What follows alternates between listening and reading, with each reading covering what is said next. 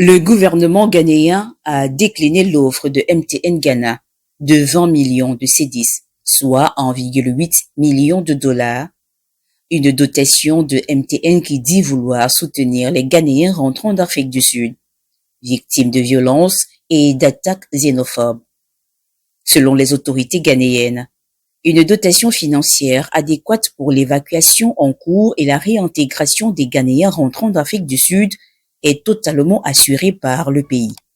Le ministre des Affaires étrangères indique d'ailleurs que la décision de refuser le don de MTN avait déjà été communiquée au président du conseil d'administration et au directeur général de MTN Ghana lors d'une réunion avec le ministre lui-même, Samuel Akuzito Ablakwa, depuis le 14 août 2026.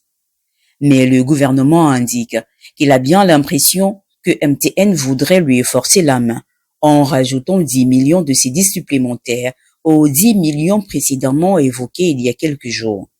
Le gouvernement a donc décidé via un communiqué de la diplomatie ghanéenne de officialiser l'affaire afin d'y mettre un terme.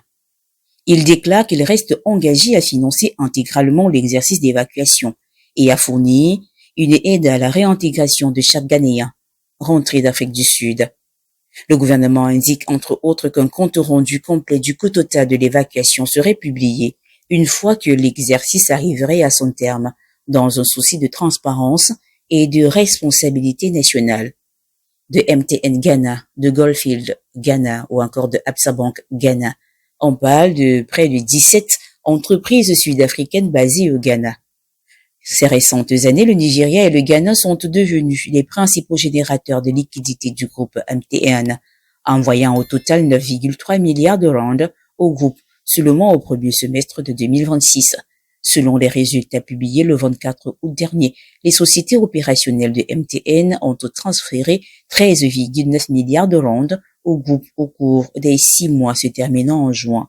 Le Ghana contribuant à hauteur de 6,6 milliards de rand et le Nigeria à 2,7 milliards de rand.